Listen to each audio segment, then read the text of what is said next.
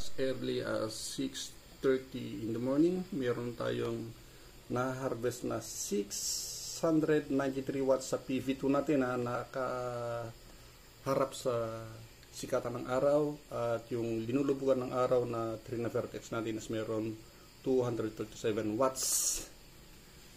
At naka-off-grid tayo niyan, ha. Ayan. So meron tayong load na 1 HP Jetmatic ref at saka modem. Yan ang activity niya. Yan as early as 6:25 pala. Ayan. So full off grid tayo. Ayan ang ating battery. Hindi tayo nag-aircon kagabi.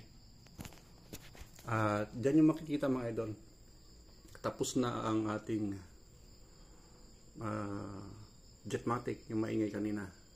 So ito na lang regular natin, 60 watt. O maaaring nagpahinga yung ref natin. Ayan, no, binawasan niya, pumupunta sa battery natin para i-charge niya.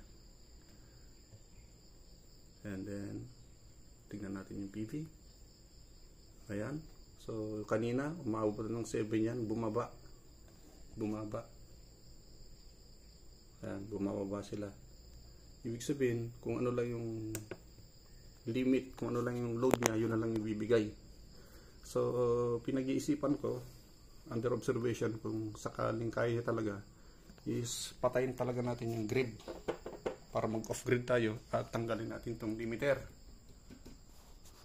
para kung ano talaga yung harvest ng PV, yun ang ibibigay niya. Then para na siya mag float kung sakaling puno ng ating battery. So under observation pa lang. Ayan, no, yung battery kasi natin naka-check yung ano, tingnan natin. Naka-check yung ano nito eh. Ito.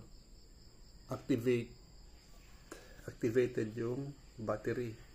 Para just in case na na-drain ito. Ito nasa namin hanggang 42, 43. Pero ang nagpapatay na si inverter dahil sa 30% shutdown natin. So ito ang nagpapatay. Although yung BMS natin is bibigay pa sana. Naranasan na namin ito 2 gabi. Okay, so under observation talaga ito mga ito.